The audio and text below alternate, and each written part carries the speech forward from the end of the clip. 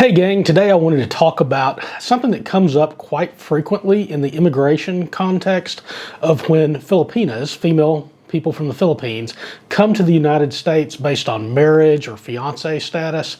And it's a combination kind of false expectations as well as, quite frankly, some outright lying on the part of Filipinas in the United States and what they're telling their relatives or colleagues back in the Philippines. And it happened enough in my immigration practice, and I continue to see it today in my practice, that it's something that I think people should know about, because I know I've got a lot of people on my channel who come here and they're bringing spouses over or fiancés to the United States from the Philippines. So I'm going to address that in this video. So before we get into the details of this, I want to tell you, if you've never seen my channel before, a little bit about me. I'm an immigration attorney. I've been practicing immigration for most of my law practice, probably about 16, maybe 17 years of it now, out of 20, was in the immigration field. And I did still do family-based immigration, helping people bring wives or spouses or fiancés to the United States as well as other relatives.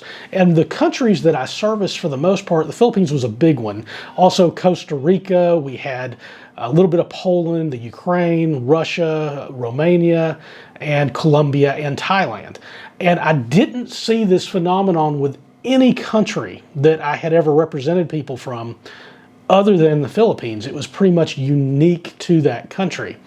And I still see it today. It's come up a few times here in the last couple months with clients. And I'll tell you that I've personally experienced this not only in my marriage, but also with friends and family members who had come to the United States. It basically boils down to two different things that are interrelated. One is that and this is almost always from the females, I never really saw this with the males, but Filipinas coming to the United States, again for marriage purposes, that they had a false sense of expectations of what the United States was going to be like, that it was going to be this just land of milk and honey, it's Disney World, everything's a fairy tale, everything was going to be so wonderful, that there was specific examples of things, that how much different items were going to be available, how you could buy anything that you wanted to, basically about how good life was going to be all the time, and that, you know, monies were not going to be an issue or a worry anymore compared to the Philippines. And some of those false expectations were probably because they watch our movies and our television series back in the United States, that they think they understand the culture of the United States, and they really don't, because it is a different culture. There will be culture shock to them coming there, no matter how much they've watched. And they see all these wonderful things, because we don't really talk about too much in those entertainment shows about the stresses that we do have living our daily lives in the United States.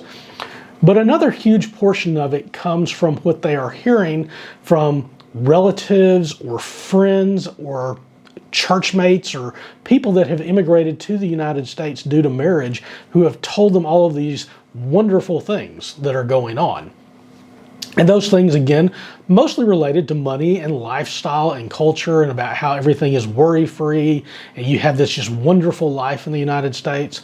And no one's mentioning that, yes, some of those things are true, but the dollar that you were exchanging for pesos in the United States, which went a very long way, you're now exchanging dollars for dollars in the United States, and its purchasing power is not nearly as great. So all of a sudden, having a salary that you think of as really great in the Philippines really is just barely scraping by in the United States, because the bills and the cost of living is so much more expensive. It's just a fact of the matter of life, is that the United States is one of the most expensive places on the planet to live, and that much of America, who are earning salaries, which would be great in other countries, aren't so great in the United States, because that purchasing power, just the power to rent a house or to own a house in the United States, owning has become almost unobtainable for many people, especially in their 20s and their 30s, because of how expensive it has gotten. And so when they get there, they find that they're having to work two jobs sometimes just to pay the bills and to be able to send some money back home. Now, I think there's basically three reasons that this phenomenon happens in the Philippines. And one of them, I think, is that the Filipina gets to the United States and her family and friends are half a world away in the Philippines. They have no way to help her with anything that's really going on with her life. And so she doesn't want to worry them or make them feel sad for her. So she basically keeps the bad parts of what's going on and her experiences in the culture and the stresses to herself and only relays the positive things. So she's really trying to protect them from having to worry about her. A second reason that I see is that sometimes when they get over to the United States and they are earning in those dollars and they are starting to send gifts home and things like that, for some, and this is more of a minority, but they want to be perceived as very important back with their family and friends back home. And so they want to make their life look as glamorous as possible or as wonderful as possible, even though it might not be that, so that people are impressed with them because they need that sense of self-importance.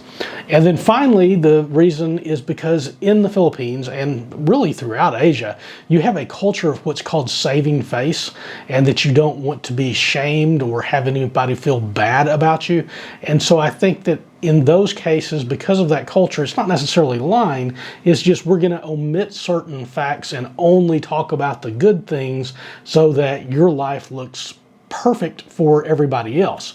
Now, the problem with this is that when you have Filipinas who are in the Philippines who have heard these stories from their aunts and their cousins or sisters or friends or whoever that have gone overseas, they start building this picture that that's what it's going to be like, and they come up with these unrealistic expectations of this perfect life that's going to be awaiting for them in the United States. And so when they get there, inevitably there is some disappointment. And really when this starts kicking in is generally about the 6 to 8 month mark when they get to the United States. And I will tell you, in my own case with my wife, even though I had warned her before we moved to the United States, because there's a difference between vacationing in the United States and actually living there, that it's not perfect, you know, that life is just what you make it wherever you go. And I tried to fully make her understand that, you know, it's not Disney World, it's not the land of milk and honey all the time, that, you know, working is stressful and the, you know, living is just as stressful as it can be in other places. There are some great things about the United States, great things about the Philippines.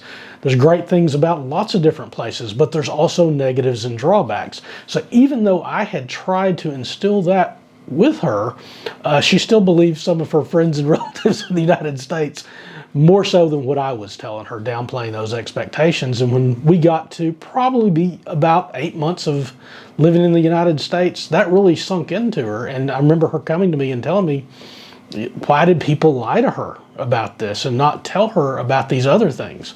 And I mean, I didn't really have a great explanation. I knew it had existed because I'd seen it, again, with some of my clients' wives and things like that. But it's a real thing. All right, gang, I hope that video was helpful or at least interesting to some of y'all. I am an immigration attorney in the United States, so if you do have immigration questions about going to the United States, my firm is located there. You can go to the link in the description below to my website. You can book a consultation if you want to talk about any of those things. And I also have, in my firm in the U.S., we do help people do their petitions, K-1s for fiancés or spousal visas and other family-based petitions to get to the United States. All right, see you guys in the next video.